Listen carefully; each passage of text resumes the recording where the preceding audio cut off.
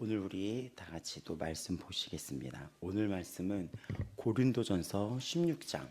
이제 우리가 고린도전서가 마무리로 이제는 할 때로 왔어요. 16장 앞부분은 우리가 새벽에 할 거예요. 고린도전서 16장 13, 14절 또 20에서 24절을 우리가 같이 나눠서 보겠습니다. 고린도전서 우리 다 펼치셨죠? 16장입니다. 13절, 14절 같이 읽겠습니다. 깨어 믿음에 굳게 서서 남자답게 강건하라. 너희 모든 일을 사랑으로 행하라. 20절부터 24절입니다. 모든 형제도 너희에게 무난하니 너희는 거룩하게 입맞춤으로 서로 무난하라. 나 바울은 친필로 너희에게 무난하노니 만일 누구든지 주를 사랑하지 아니하면 저주를 받을지어다. 우리 주여 오시옵소서. 주 예수 그리스도의 은혜가 너희와 함께하고 나의 사랑이 그리스도 예수 안에서 너희 우리와 함께할지어다. 아멘. 자, 우리 이제 고린도전서 16장 우리 고린도서 강해를 하고 있는데 이 고린도전서를 이제는 마무리하는 날까지 왔어요. 제가 왜 주일날 이 뒷부분을 하고 새벽예배 때 앞부분을 하냐면 이 뒤에 되게 강조되는 부분이 있는데 이거를 새벽예배 때 하면은 새벽예배 때 못 들으시는 분이 있을까봐 이 고린도전서도 순서대로 하다 보면 고린도전서 마무리를 함께 못 하게 될까봐 요 마무리를 하고 요 앞부분을 새벽에 푸는 방식으로 계속 하고 있었습니다. 우리가 15장까지의 이 지난 내용을 보면은 굉장히 고린도 교회는 문제가 되게 많았었어요. 정말 말도 안 되는 문제였죠. 음행의 문제가 있었고 또 뭐가 있었죠? 분열, 또 은사 자랑, 팔을 가르고 정말 뭐 자기 어떤 지식 자랑 이런 것들이 너무 그러니까 손을 어디부터 대야 될지를 모르는 이런 부분이 너무 많았던 교회입니다. 근데 이 부분이 어떻게 마무리가 되냐면 15장에서 부활이 있다는 걸로 결론을 맺는 거예요. 이것이 끝이 아니라고 부활이 있다는 것입니다. 이곳이 다가 아니라고. 왜 이런 얘기가 됐냐면 고린도 사람들은 자랑을 너무나 지나치다 못해서 교만해져서 지금 이 상태로 자신들이 다 충만하고 자신들이 만족하고 그런 것들이 자랑을 넘어서 자랑을 자꾸 하다 보면 어떻게 되냐면 이 땅의 것에 자꾸 집착을 하게 되거든요. 이 땅의 지식에 뭐 가지고 있는 것에 자꾸 이 땅의 현상에서만 이렇게 집착을 하게 되고 이 땅의 것이 다인 걸로만 알고 있어요. 근데 그거를 종교라는 것이 15장에서 그게 아니다. 부활이 있다. 충분치가 않다. 우리는 그 날이 분명히 있다. 여러분 정말 부활이 있고 주님이 오고 계시다는 것을 진정으로 믿고 있습니까? 정말 한국 교회뿐만 아니라 전 세계 교회가 가장 목표로 삼아야 될 이 설교가 저는 이거라고 봐요. 목회자들마다 이렇게 추구하고 이제는 중심을 두는 설교가 있는데 첫 번째는 예수 그리스도입니다. 그래서 어떤 목사님은 모든 설교에는 예수 그리스도의 십자가가 들어가야 된다는 거예요. 근데 저는 거기서 좀 더 나아가야 된다고 봐요. 십자가에서 그치는 게 아니라 부활하신 예수님, 그 부활하신 예수님은 우리에게 뭐를 예고하고 계시냐면 다시 오신다는 거고 이 부활한 몸처럼 너도 그렇게 될 거라는 거예요. 십자가에서 끝나는 것이 아니라 정말 그 십자가의 사건은 이미 일어나고 십자가의 은혜로 우리가 앉아있기 때문에 저는 거기다가 하나 더 붙이고 싶어요. 모든 설교에는 예수 그리스도의 십자가가 들어가야 된다 이런 얘기 들어보신 적 있나요? 어떤 목사님이 그죠? 유명한 목사님이시죠. 그 목사님이 그렇게 말씀하시는데 그 맞아요. 정말 예수님이 보여야 되고 십자가의 은혜를 우리는 마주해야지 돼요. 근데 저는 거기서 소망으로 더 나아가야 돼요. 주님이 반드시 다시 오신다. 그래서 15장이 뭘 얘기하냐면 부활이 없다면 우리 왜 이러고 있냐는 거예요. 이 땅의 삶이 다라면 우리가 제일 어리석고 제일 바보 같은 자라는 거예요. 오늘 죽고 이 땅이 다 끝이라면 우리 오늘 여기서 왜 이러고 있는 거예요? 밖에 나가서 놀고, 그렇죠? 여러분이 놀 줄 몰라서 여기 앉아 있는 사람이 아니죠, 그렇죠? 너무 격하게 공감을 하는 분들이 있는데요. 놀 줄 몰라 시간 주고 했었을 때 여러분 놀라고 하면 잘 놀 수 있는 분들이 있어요? 예? 저는 누가 그러던데 놀 줄 모른다고. 시간 주고 돈 주고 하면 제가 놀 줄 모르는 게 아니라 돈이 없어서 못 노는 거지. 시간 주고 돈 주면 못 놀 사람은 없을 것 같은데요. 시간 주고 돈 줬을 때 여행 가는 사람도 있고 옷 사는 사람도 있고 프라모델 사는 사람도 있고 자기 외적인 거에 투자하는 사람도 있죠. 근데 우리는 이 시간과 물질을 오늘 이 시간 주님을 위해서 사용하는 이유가 부활이 있기 때문이에요. 그래서 우리 전 세계가 지금 이 마지막 때 어디로 설교 초점이 모아져야 되냐면 때가 가까웠다는 거, 정말. 그리고 세상의 징조가 정말 다 풀어지고 있다는 거. 전쟁, 오늘 지금 엘리야 때처럼 보면 기근, 전쟁 이런 것들이 정말 이런 너무 말도 안 되는 시간이잖아요. 지금 전쟁이 막 이렇게 있고 이런 일들이 여기저기서. 근데 그런 시대를 성경은 깨어있으라고 합니다. 분별하라고 하는 거예요. 그렇구나라 보는 게 아니라 이 징조를 보면서 정말 다가왔구나를 보라고 하는 얘기예요. 그리고 거짓 선지자가 많아진다고 했는데 예전에 거짓 선지자는 어떤 유형이었냐면 그냥 대놓고 이단이었거든요. 대놓고. 여러분 대놓고 이단이 뭐가 있었죠? 우리나라에 떠올려 보면 대놓고 이단, 신천지 대놓고 이단이죠. 또 뭐가 있죠? JMS 또 누구요? 통일교 맞죠? 통일교. 근데 제가 말씀드리고 싶은 건 뭐냐면 마지막 때가 되면 미혹이라고 하는데 지금은 교회가 이단인지 올바른 진리인지 구분 못할 때가 왔어요. 그렇지 않습니까? 기독교 방송에서 제가 여러 차례 얘기하잖아요. 여러분 지옥이 중요하지 않습니다를 기독교 메인 방송이 내보내고 기독교 메인 방송이 그리고 예수가 길이요 진리요 생명이 아니다라는 거를 기독교 방송이 내보내요. 미친 거 아니에요? 이거? 그러면 여러분 이걸 보면서 깨달아야 될 게 뭐냐면 정말 가까이 오고 있다는 거를 실감하셔야 됩니다. 고린도 이 전서는 왜 이 분열이 많고 정말 싸움이 많고 음행이 있고 이 모든 것에 결국 막 여러 처방전을 하다가 마지막에 결론 15장 그 앞부분에 탁 마무리를 했던 게 부활이 있다라는 거예요. 음행하는 자들에게 너 부활이 있어. 그리고 교회가 막 싸우고 있는데 막 네 편 내 편 막 싸우고 있는데 너 부활이 있어. 그리고 교회가 막 이 땅의 것을 자랑해요. 이 땅의 것을 막 자랑하는 사람들이 있어요. 막 근데 이 세상은 그치고 그 뒤에 부활이 있어. 결국 우리가 최종적으로 깨달아야 될 진리의 말씀은 주님이 남겨진 단 하나의 약속은 주님이 반드시 오고 주님이 어제보다 오늘이 더 가까워지고 있고 그리고 때가 급하고 세월이 악하고 때가 지금 가까워졌다는 거예요. 아멘. 이거를 계속해서 얘기를 합니다. 그리고 오늘 주님을 만날 수 있다고. 그래서 이 얘기를 저는 그렇게 많이 했음에도 불구하고 우리 여기 김덕일 성도님이 정말 그런 일이 있었잖아요. 아무도 예상치 못하지 않았나요? 저는 하나님이 예상을 하게 했어요. 근데 그 기간을 저는 원래 가을로 봤거든요. 예상을 하게 해주셨어요. 놀라지 않을까 해서 주의 종이니까 미리 알려주신 것 같아요.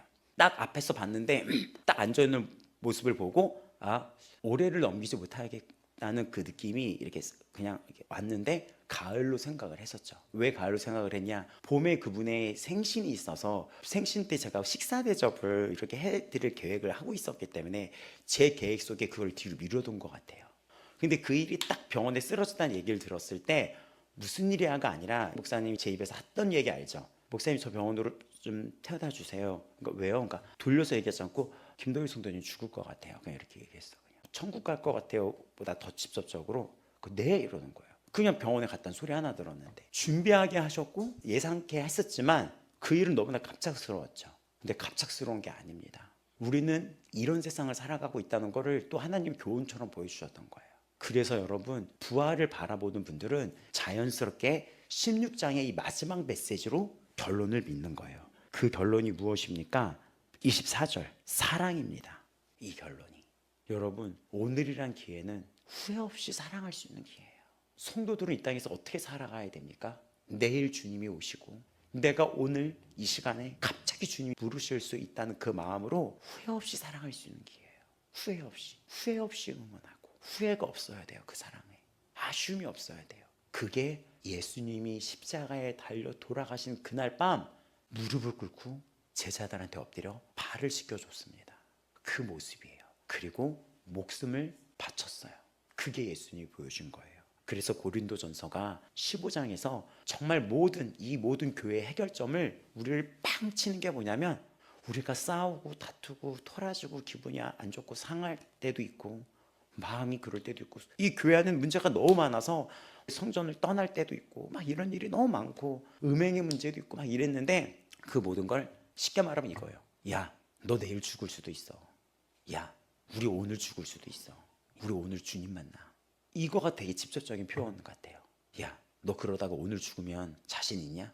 야, 너 그렇게 뭐 누구랑 패갈로 싸우다가 교회가 막 싸우잖아요. 지금도. 그러다가 그 교회가 오늘 주님이 오신다면 그 교회 어떻게 될 것 같냐? 이 질문이에요. 직접적으로. 막 싸우고 너무나 이러는데 그 마지막 15장이 부활이 있다는 거예요. 심판대 앞에 서게 된다는 거예요. 우리가 했던 모든 행위대로 주님 앞에 서게 될 날이 온다는 거예요. 주님 앞에. 근데 그래서 고린도전서는 그 공적이 불에 타서 사라지지 않게 하라는 거예요. 이거는 구원에 대한 불확실성은 아니에요. 구원은 받는다는 거죠. 하지만 그 모든 것들이 다 타버린 공적이 되지 않고, 공적이 그 불 같은 게 와도 그대로 있으면 그 공적 그대로 상을 받는다고 하시잖아요. 이거는 하나님의 말씀이에요. 하나님이 그 교회를 향해 했던 말은 안타까움인 거예요. 더 많이 주고 싶고, 더 많은 상을 주고 싶고, 저 영원한 날에 하나님의 초점이 있거든요. 저 영원한 날에. 이 시간은 잠깐이에요. 우리 몇십 년 남았을 것 같아요, 인생 사는 거. 근데 하나님은 요 순간은 잠깐이지만 우리가 잘 견디고 버텨서 저 영원한 날에 정말 왕노릇하면서 왕이 되어 잘 살을 때 누구보다도 더 많이 주고 싶어하는 분이란 얘기죠. 그러니까 이 고린도 전서는 안타까움인 거예요. 싸우는 거 보면서 왜 이거를 깎아먹냐는 거죠. 그 입술로, 그 싸움으로, 왜 육적인 음행으로, 왜 그러냐는 거죠. 이것 때문에 구원을 못 받는다가 초점이 아니라 왜 부활의 이 우리가 갖고 있는 이 소망에 그거를 모르고 있냐는 겁니다. 나의 말과 나의 섬김과 나의 이 모든 예배가 내일이라는 주가 오시는 영원한 날과 연결되어 있습니다. 여러분의 섬김과 여러분의 사랑이 그날의 왕권과 연결되어 있어요. 기다리고 소망하셔야 됩니다. 정말 그날이 있어요, 여러분. 그걸 결론으로 16장은 마지막 편지에, 여러분 편지에 보면은 제일 중요한 얘기를 마지막에 넣잖아요. 편지 써본 분 있나요? 누구랑 편지 같은 거 해본 적 있어요? 저는 예전에 펜팔 했었거든요. 춤추기를 좋아하는 어떤 조선족 여자애랑 펜팔을 했었어요. 1년 넘게. 예. 근데 그 편지를 써봤을 때 마지막에 어떤 그 말을 붙이잖아요. 바로 그 내용이 이렇게 오늘 좀 이렇게 쉽게 풀어드린 게, 여러 가지 싸움과 여러 가지 문제 속에 정신을 딱 차려야 되는 게 심판대 앞에 쓴다는 거예요. 지옥 간다는 얘기가 아니라 심판대 앞에서 너의 모든 행위에 상이 있고 보상이 있다는 거예요, 교회에. 근데 그 이야기를 15장의 부활이란 결론으로 꽉 멋있게 때리고 나팔 불 때 너희가 홀연히 싹 변화된다는 거예요. 그래서 그때 말했던 아바타라는 영화에서처럼 다리가 그 불구인 남자가 나오거든요. 근데 그 남자의 그 몸이 다른 몸으로 바뀌어요. 근데 다른 몸으로 딱 바뀌니까 이 남자가 걸을 수 있어. 그러니까 이 남자가 환호성을 와 지르면서 문을 팍 열고 막 자연을 막 뛰어가는 그 장면이 저는 제일 인상 깊었다 그랬잖아요. 그 시적인 게 너무 좋았던 거예요. 그 앞부분이. 남들은 앞부분이 지루했다 했지만 저는 그게 너무 문학적이었었어요. 그 날이 오거든요. 그러면서 16장에 이제 마지막 이제 메시지를 남깁니다. 그것이 오늘 읽었던 강건해라, 사랑해라 이 얘기였던 거예요. 그래서 그 이야기를 쭉 보는데 16장 앞절은 부활을 얘기하다가 갑자기 헌금을 얘기하거든요. 헌금 생활을 어떻게 해야 된다는 거. 근데 이거에 대한 배경은 새벽 예배 때 풀어주겠지만, 그러면 왜 16장은 갑자기 부활 얘기를 하다가 헌금 얘기를 할까? 여러분 바로 이런 거예요. 부활의 소망을 갖고 살아가는 것은 무엇이냐면 그냥 뭐 추상적인 게 아니라 지금 이 땅을 밟고 살아가는 속에서 부활의 소망을 갖고 살아가는 것은 16장의 결론처럼 서로 사랑하는 것이며, 16장의 앞부분처럼 헌금을 걷어서 힘든 사람이 있으면 서로 섬기는 거고, 이게 부활의 소망이라는 거예요. 은사적이고 막 이러는 것이 아니라 결국 서로를 섬기고, 이게 부활의 소망을 갖고 있는 바람직한 모습이라는 겁니다. 그래서 16장은 13절부터 쫙 이게 큰 4가지의 명령으로 압축할 수가 있는데, 13절을 보면은 여기 나와요. 뭐라고 나오죠? 13절에 깨어 믿음에 굳게 서서 남자답게 강건하라. 4가지 명령이에요. 여러분 이 명령이 가능한 이유가 아까 우리 소두에 얘기했던 것처럼 예수님이 십자가에서 죽으셨고 사흘 만에 부활하셨어요. 그 부활했던 사실이 있기 때문에 우리는 우리 힘으로 깨어있는 것이 아니라 부활한 주님이, 또 지난 금요일날 우리가 말씀 나눴던 것처럼 성령님이 내 안에 함께 있다는 거. 여러분 이 연습하고 있나요? 혹시 집에서 나 혼자가 아니지, 나 성령이 있지, 이거를 계속 연습을 하셔야 돼요. 그러면 진짜 삶의 그 활력이 달라져요. 그래서 지금 이 명령이 가능한 이유는 예수 그리스도가 십자가에서 죽으셔서 우리 모든 죄를 탕감해 주셨고, 그분이 사흘 만에 3일 만에 부활하셔가지고 우리에게 승리를 주신 능력이 내 안에 있기 때문에 이게 가능한 것입니다. 그래서 이게 보면은 깨어있으라 라는 이것은 무엇이냐면 파수꾼들에게 하는 거예요. 밤새 망을 보는 보초병, 뭐 군대 가면 불침범이라 그래가지고 잠을 안 자고 지키는 자들이 있어요. 그 잠을 안 자고, 그것처럼 그 사람들은 잠들면 안 되거든요. 그러니까 잠들면 당시 파수꾼들은 성이 공격당하죠. 그러니까 그 사람들에게 쓰는 것처럼 이거는 깨어있으라, 이거는 경계를 늦추지 말라는 것입니다. 이 이야기는 예수님이 십자가에 달려 돌아가시는 그날 밤 시험에 들지 않게 깨어 기도하라. 이거랑 같은 뜻이에요. 깨어서 기도하라. 그러니까 깨어 있다는 것은 기도하라는 것과도 연결되어 있다는 거예요. 마음엔 원이로되 육신은 약하도다 이 말씀을 하시는데, 마음은 원하지만 육신이 약하다는 거예요. 그럼 어떡합니까? 이 육신을 훈련시키라는 거예요. 우리가 올림픽 선수들이 운동을 할 때 뭐가 안 되죠? 몸이 안 되잖아요. 몸이 처음에 우리가 무언가를 운동 같은 걸 배울 때 뭐를 훈련시키죠? 이 육신이 안 돼서 육신을 훈련을 시키죠. 체력이 안 좋은 올림픽 선수들이 체력을 키우기 위해서 이 육신을 다듬잖아요. 마치 그것처럼 너희가 마음은 소원하고 있지만 육신이 약하다. 그럼 어떡합니까? 육신을 기도와 하나님 나라의 도구로 훈련을 시키라는 거예요. 그래서 기도는 내가 억지로 나를 훈련시키는 것도 필요합니다. 난 기도가 안 돼. 난 기도가 안 돼. 하지만 운동이랑 똑같아요. 운동 처음부터 잘 됩니까? 운동 처음부터 이게 굳어지죠. 이게 제가 이렇게 할 때 여기 있으면 이렇게 다리가 아래로 이게 무거워져요. 그래서 제가 오늘도 봤더니 다리를 뛰는 게 뭐 이런 식으로 뛰는 거예요. 이렇게. 그래서 내가 왜 그럴까 봤더니 다리가 이렇게 무거워지는데, 어떤 분이 이렇게 춤을 못 추는데 이렇게 가수로 연습시키기 위해서 데려갔다는 거예요. 근데 나 춤을 못 춘다, 괜찮다 하고 나서 계약을 했는데 괜찮긴커녕 하루에 11시간 10시간으로 1년을 춤 연습을 시켰다는 거예요. 1년을 매일매일 하니까 그때서야 몸치를 벗어났다는 거예요. 육신이. 기도 훈련 거의 E급으로 해야 돼. 기도 안 되는 분들 자신을 쳐서 아침, 점심, 저녁 아니면 핸드폰 알람 맞춰놓고 1분이라도 기도하자, 새벽 기도에 내가 버티자. 이것도 훈련이에요. 기도도. 난 기도가 좀 뭐가 돼야지, 이게 아니라 육신이 약하다, 훈련시키는 거야. 훈련. 그래서 신약 전체는 육신의 훈련을 올림픽 선수랑 비교를 하는 것입니다.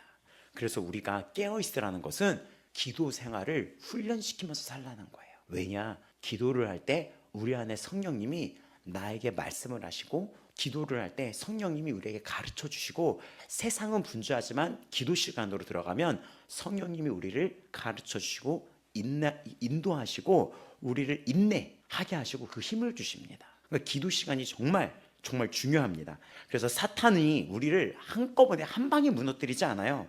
조금씩 야금야금씩 물고 들어와요. 요 정도는 모를 거야. 요 정도는. 그래서 기도의 자리, 예배의 자리, 이 자리가 그 자리에서 다시 이 자리로 돌아오는 훈련인 거예요. 요즘 우리 교회는 금요 예배를 그렇게 하고 있죠. 그러니까는 세속화, 요즘의 유혹의 시대는 교회를 야금 물어서 세속화가 되게 만들어요. 그래서 이 강대상을 뺏어버립니다.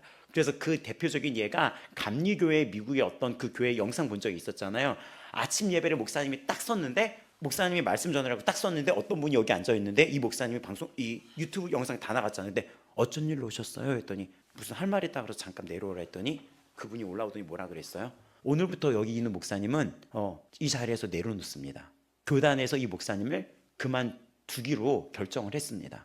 우리 교단은 다른 목사님을 이 교회에 보낼 겁니다. 그러고 거기 있는 성도들이 지금 당신 뭐 하는 거야? 막 난리를 쳤더니 당신이 진정하면 내가 내려가겠습니다. 뭐 이런 식으로 얘기해요. 그때 봤죠, 영상?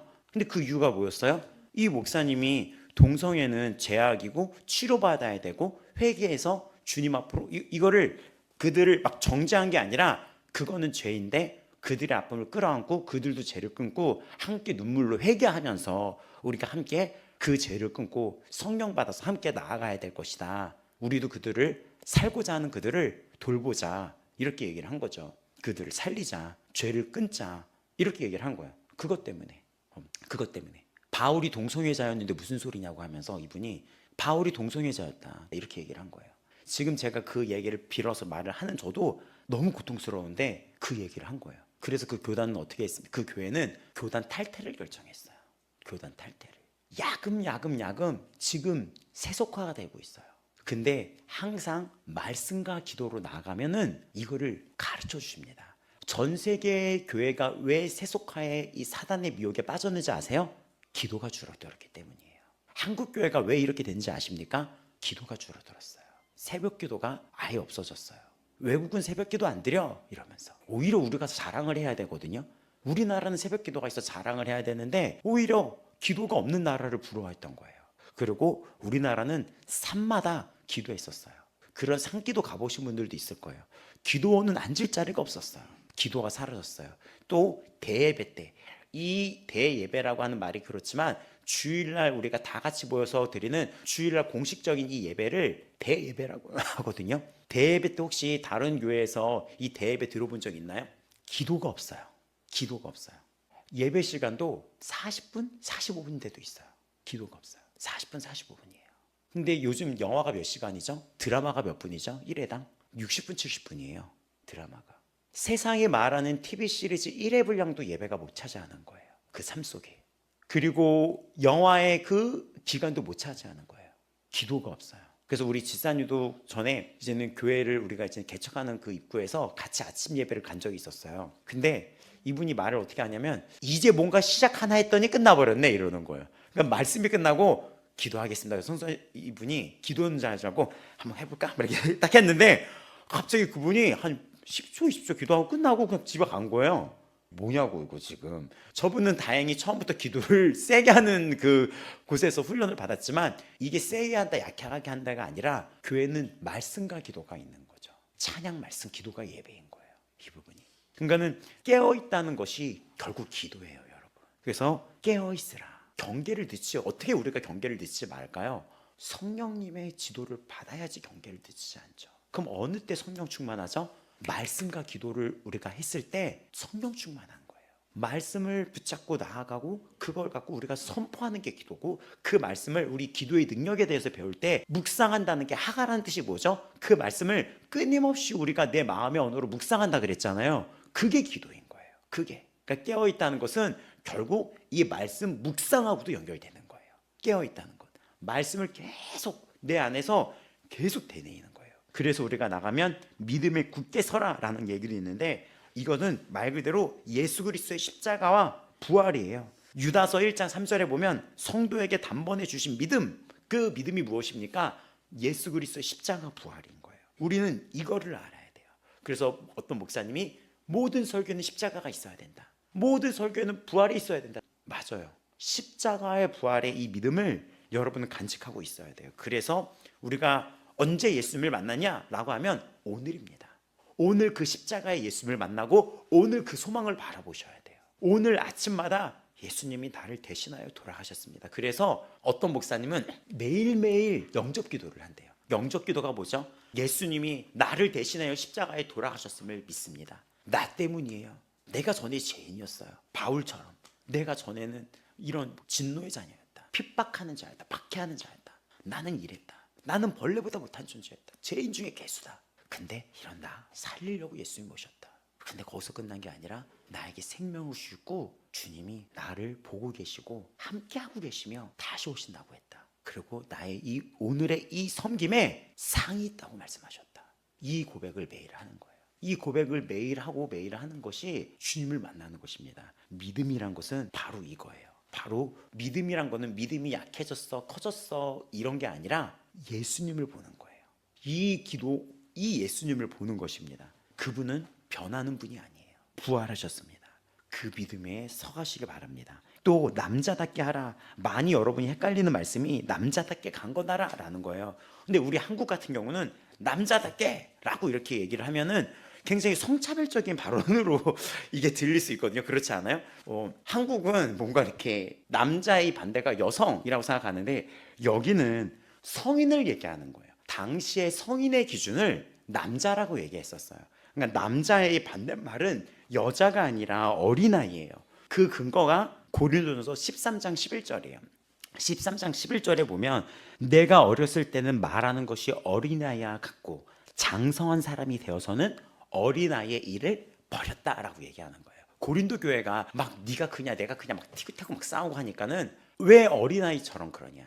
어른은 책임을 주고 헌신을 하고 성김이 있고 책임감을 얘기할 때 어른을 얘기하거든요. 맡은 바 책임을 하는데 너희들은 왜 서로 자기의 일을 넘기려고 하고 그리고 자랑을 하고 유치하게. 그래서 여기에 나왔던 남자답다의 반대말은 어린아이입니다. 당시에는 성인의 기준을 남자라고 얘기를 했었어요. 그래서 여기서 말하는 것은 여성적인 것이 아니라 어린아이 같이 살지 말라는 거예요. 그래서 이 이야기는 하나님이 여호수아에게 3번이나 반복하신 그 말씀이에요. 강하고 담대하라. 두려워하지 말아라. 군사명령이에요. 내가 너와 함께 하겠다. 근데 그 담대함이 어디서 왔습니까? 내가 너와 함께 한다. 우리 금요일날 얘기했던 것처럼 성령님이 함께 한다, 이 얘기고, 또 우리에게도 동일한 약속이 있죠.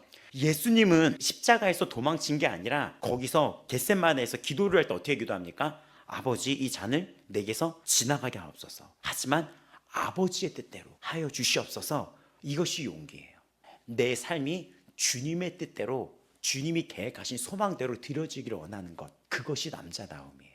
그것이 나에게 하나님이 소망이 있거든요. 근데 내가 이 십자가를 피하려는 게 아니라, 저에게는 주의 종, 여러분에게도 직분을 줬고 우리 아버지 마음교회도 사명을 줬어요. 근데 우리가 이거를 어떤 피하려고 하는 것이 아니라, 어린아이처럼 겁을 먹고 도망가는 게 아니라 담대하게 여호수아처럼 정복해라. 주님의 뜻대로 싸움이 있을지언정 함께 하겠다. 이것이 남자다운 거예요. 이 세상에는 고난이 있고 어려움이 있겠지만 담대하게 맞서 나가라는 거예요. 하나님이 함께 있다. 그래서 여기 나온 것은 용기를 얘기하는 것입니다. 포기하지 않는 신앙, 믿음으로 버티는 것.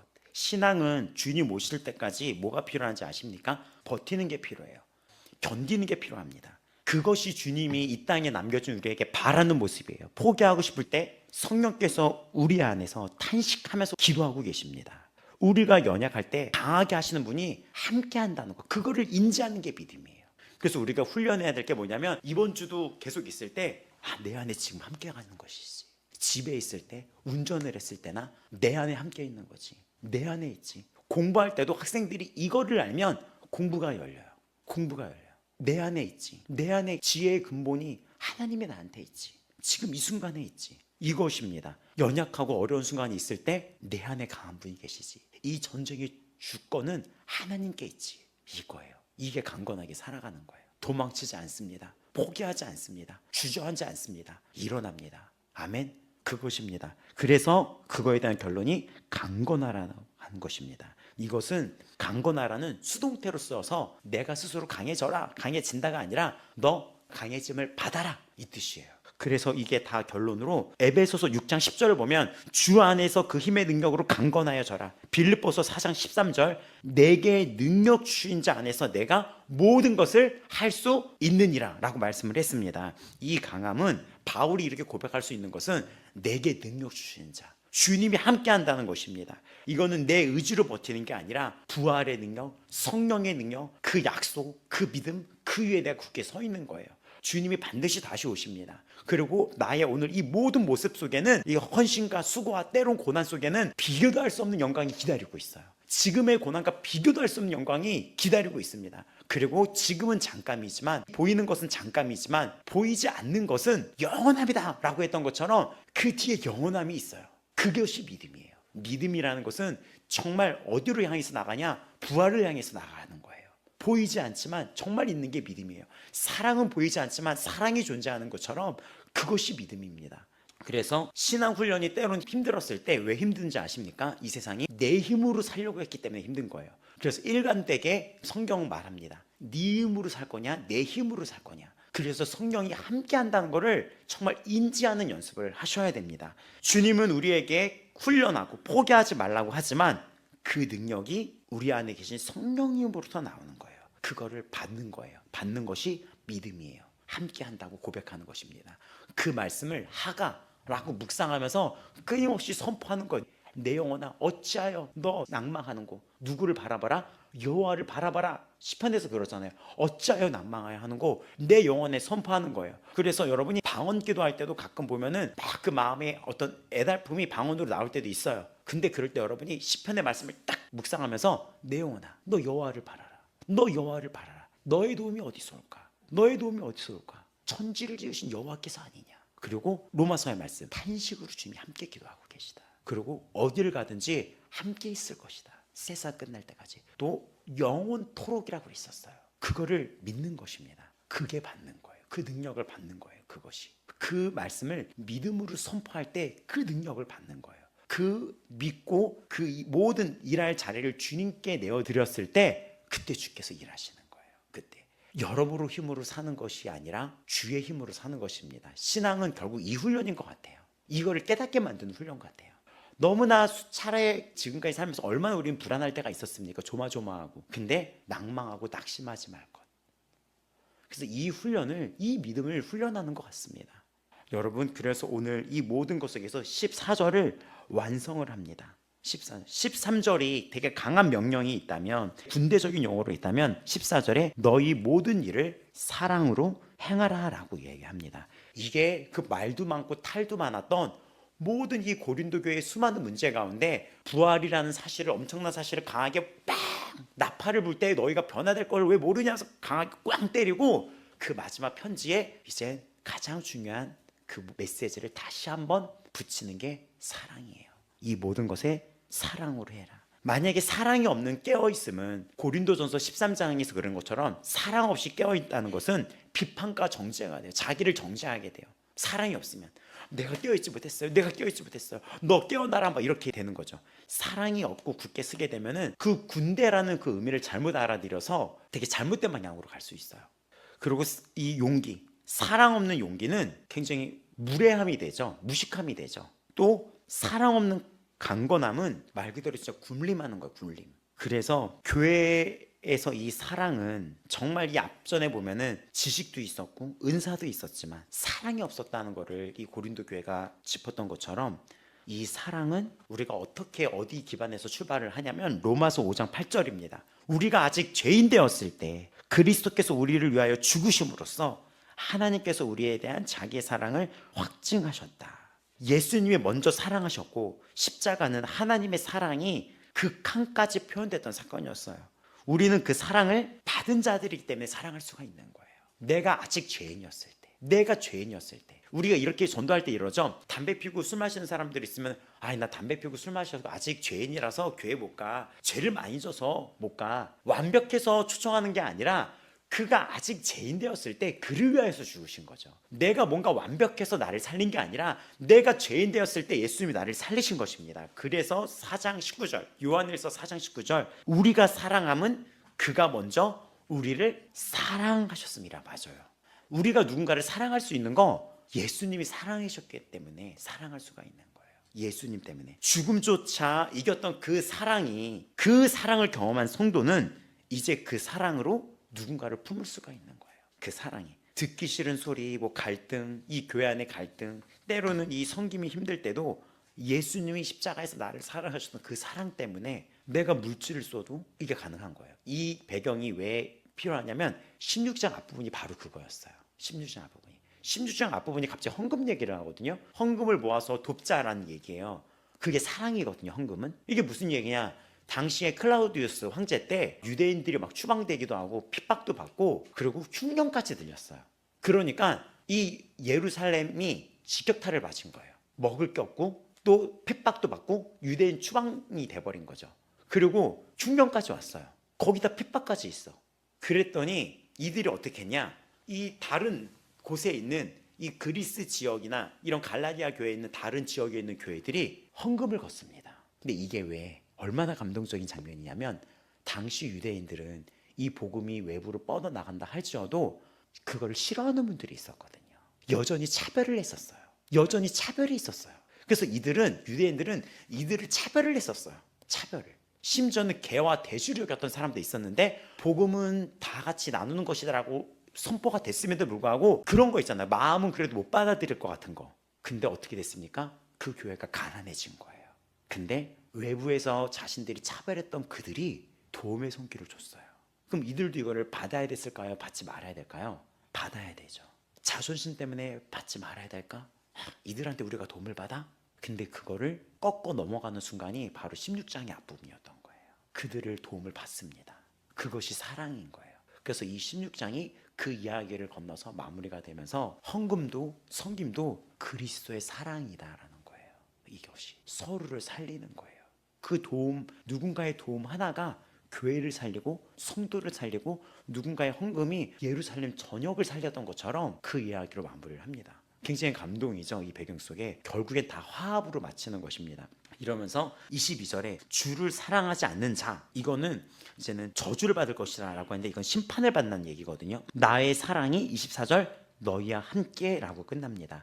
14절에 사랑으로 행하라는 22절에 사랑하지 않는 자를 거쳐서 24절에 사랑이 너희와 함께라 하면서 이 결국 사랑이 이 본문 전체를 감싸고 이 말도 많고 탈도 많았던 이 교회가 부활이라는 거를 너희가 왜 모르느냐 기억해라라고 강력하게 얘기하면서 그 모든 것을 사랑으로 마무리를 하는 거예요. 정말 감동적인 구절 성경이죠, 이 고린도전서가. 그래서 사랑장이 이걸 알고 보면은 너무 은혜로운 거예요. 그래서 이제는 마지막 15절 14절을 쭉 보면은 여기는 그냥 바로 그 복음을 위해서 사랑을 선포했던 사람들의 명단이 쭉 나와요. 바로 여러분이야. 여러분이야. 이 당시에는 이들이 이름도 없고 빛도 없지만 성경에는 이건 하나님이 쓰신 거잖아요. 성경은 하나님이 기억한다는 거예요. 그러니까 이거를 보면 우리 교회 보는 것 같아. 여기 보면 15절부터 19절이 그 사랑을 실천하는 사람의 명단이 쫙 되는데 스데바나라고 있죠. 이거는 고린도전서 1장 16절에 등장을 하거든요. 고린도 아가야에서 최초로 이제는 세례를 준 성도예요. 최초로. 근데 이분은 성도를 섬기기로 작정했다라고 하는데 이건 뭐냐면 아무도 시키지 않는데 내가 스스로 마음을 먹은 거예요. 그러니까 시켜야 되는 사람이 있고 시켜도 안 하는 사람이 있고 시키지 않아도 자발적으로 하는 사람이 있잖아요. 이 자는 시키지 않아도 자기가 스스로 나는 작정했어. 이 교회를 향하여 작정한 사람이에요. 대단하죠. 그래서 이 자가 지금 에베소에 지금 바울이 있는 거거든요. 에베소까지 찾아온 거예요. 고린도 교회 소식을 전하러. 그래서 바울이 뭐라고 합니까? 이런 사람을 알아주라. 이거를 보면서 제가 마음 놓고 칭찬해도 되겠다는 게 뭐냐면 우리는 제가 여기서 성도 칭찬을 막 하면은 하나님께 상급 받게 둬요 막 이렇게 하지만 여기 보면은 알아줘라고 얘기하는 거예요. 잘했어, 이 사람 알아줘라 하는 것처럼 이것 때문에 우리가 그거를 스스로 교만으로 가지 않는 이상 뭐 상급이 없어지지는 않을 거예요. 그래서 알아줘라. 우리 성도들이 막 헌신하고 제가 지난주 감기 걸렸다 그러니까 밥 사주고 막 이런 거 막 뭐 이런 거 해주고 알아주는 거. 정말 그런 걸 알아주라는 거예요. 서로 진짜 잘한다고. 그리고 여기 보면 부드나도, 아가이고 이런 자 있죠. 여기 부드나도는 뭐냐면 복받은 자란 뜻이거든요. 라틴어로 행운아란 뜻이에요. 근데 이거는 또 아가이고는 무슨 뜻이냐면 아가야라고 하는 그리스 사람이라는 뜻이에요. 그러니까 루디아가 뭐 리디아 댁 이런 뜻이거든요. 우리 무슨 평양댁, 뭐 안성댁 뭐 이런 것처럼. 근데 여기에 아가이고도 아가야 사람이라는 뜻인데 이들은 노예 출신입니다. 이 이름의 이 그리스 출신, 노예 출신이에요. 근데 이들이 이 교회 고린도에 와서 함께 교인이 됐어. 이건 무슨 뜻이죠? 가족이라는 거, 가족. 노예 출신이 가족이 됐다는 거예요. 당시 로마의 사회 기준에는 말이 안 되는 내용인데 근데 이들이 지금 일꾼이 돼서 에베소로 보내는 사절단이 된 거예요. 바울에게 가는. 대단하죠? 사회적인 노예가 하나님 나라에서는 이 바울한테 가는 사절단의 역할을 하는 거예요. 그들이 너희 마음을 시원하게 하였다라고 하는 거예요. 역사에는 이들의 이름이 남지 않았겠지만 하나님 나라에서는 이것이 기록되고 이거를 알아달라는 것입니다. 또 아굴라 브리스갈라는 정말 이 신약 전체에 바울 생에 걸쳐서 가장 헌신적이었던 부부가 나와요. 아굴라는 남자거든요. 근데 항상 브리스기가를 먼저 많이 얘기를 해요. 브리스기가가. 왜냐면 브리스기가가 여자인데 당시 귀족이었는데 로마 클라우디우스 황제 때 유대인 추방령에 따라서 추방돼서 고린도 교회로 온 거거든요. 그러니까 대단한 여성이죠. 그 자신의 신분까지 다 내려놓고 예수 그리스도를 따라가는 삶을 택했기 때문에. 그래서 고린도로 피신해 왔다가 바울도 그때 고린도로 왔다가 도망갈게 왔다가 서로 바울이 이제는 당장 돈이 필요해서 바울이 했던 그 갖고 있는 실력이 천막을 만드는 텐트를 만드는 기술이 있었는데 이들도 와서 같이 일을 하다가 이런 거죠. 교회 다녀요? 저도 교회 다녀요. 막 이렇게 목사님이세요? 막 이렇게 예, 목사님이에요. 그러니까 우리는 집사였어요. 이렇게 하면서 어머 우리 집에 초청해서 그 집이 예배 처소가 된 거예요. 당시에는 이런 교회 당이 아니라 집에서 예배를 드렸거든요. 그래서 이 브리스기랑 아굴라가 목사님이세요? 막 이렇게 막 하면서 이러면서 만나서 이들이 평생의 섬김이 돼요. 근데 이들의 섬김이 어느 정도였는지 아세요? 로마서 16장 3, 4절 내 목숨을 위하여 자기의 목이라도 내놓았다. 나뿐 아니라 바울뿐만이 아니라 이방인의 모든 교회도 그들에게 감사하다. 이런 표현이 그 부부가 바울을 위해서 목이라도 내놓았고 바울뿐만이 아니라 교회를 위해서 또 그 교회뿐만이 아니라 이 교회를 선교하는 이 모든 지금 우리가 선교할 때 여러 학교를 다니잖아요. 그 모든 거기를 위해서 목숨 다해 헌신했다는 거예요. 근데 이거를 보면서 이 사랑의 모습들이 쫙 칭찬이 열거됩니다. 그래서 고린도 교회가 말도 많고 탈도 많았지만 이런 성도가 있었다는 거예요. 그러니까 교회가 유지가 된 거예요. 섬김은 말이 아니라 행동입니다.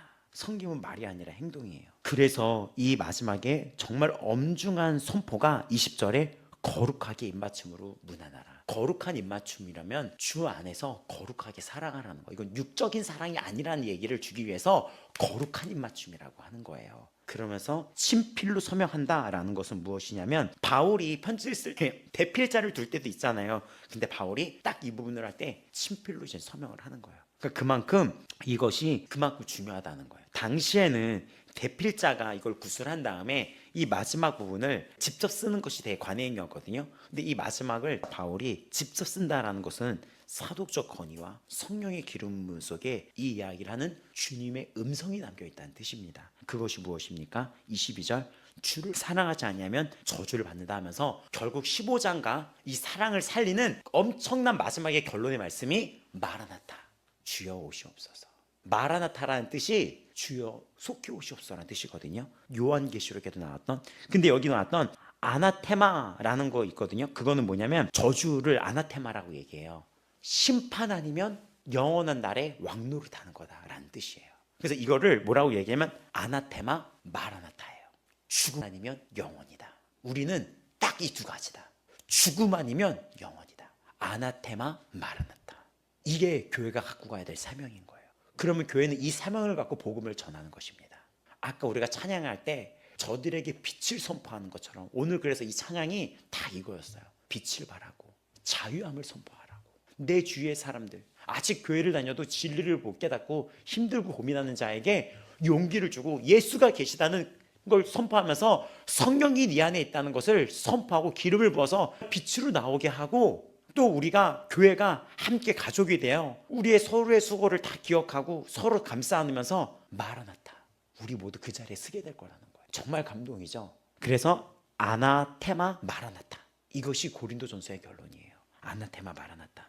그래서 우리가 실천 있는 사랑과 또 뒤에 우리 주여 오시옵소서, 이게 마라나타예요. 근데 이 마라나타라는 뜻은 오시옵소서인데, 오시옵소서 이거를 당시 초대교회에서는 성찬식 때 마라나타 이런 거를 기도문으로 많이 했어요. 그리고 실제 인사를 할 때도 마라나타, 샬롬, 평안하십니까? 마라나타라고 마무리를 할 때도 있었어요. 마라나타, 이 부분이 아나테마 마라나타. 그래서 초대교회 이런 문서들 보면 항상 모든 기도의 끝에 회개하라 하면서 마라나타 아멘 이러면서 성찬식을 마무리할 때가 있습니다. 결론입니다. 주님이 누구시죠? 십자가에서 죽으시고 부활하신 예수 그리스도, 그분이 오십니다. 지금 오고 계십니다. 반드시 오십니다. 주님의 재림은 사랑하지 않고 예수님을 믿지 않는 자들에게, 사랑하지 않는 자라고 표현했거든요. 그들에게는 심판의 날, 여기 나왔던 아나테마이지만 사랑하며 껴있고 수많은 그 고난과 이런 헌신과 섬김 속에서도 우리가 끝까지 인내하며 사랑으로 버티는 그 자들에게는 마라나타, 승리와 영광의 날로서 옵니다. 정말 기다립니까? 정말 오늘 만나도, 그분을 만나도 기쁨으로 맞이할 만큼 사랑하고 있습니까? 바로 마라나타의 성도들이 이런 자세로 살아가는 것입니다. 오늘 만나도, 여기 김도길 성도님이 떠났지만 우리가 언제 떠날지 모르는 시간 속에서 마라나타, 오늘 후회 없이 사랑하시기 바랍니다. 나의 아내를, 나의 남편을, 내가 오늘 이 주일날 보는 이 성도가 정말 우리 교회에서 실제 일어섰던 것처럼 다음 주 되면 사라질 수도 있어요. 정말 후회 없이 사랑하시기 바랍니다. 그게 마라나타입니다. 24절, 나의 사랑이 그리스도 예수 안에서 너희 무리와 함께할지어다. 아나테마, 마라나타, 은혜, 사랑이 최종적인 단어입니다. 나를 위해 죽으시고 부활하신 예수 그리스도를 바라보시기 바랍니다. 마라나타, 주 예수여 속히 오시옵소서. 이 고백이 여러분 삶의 이유가 되기를 바랍니다. 다시 오실 주님을 기다리며 오늘도 부활의 소망으로 우리 앞에 놓인 믿음의 경주를 완주하는 저와 여러분이 되기를 주님의 이름으로 축원합니다.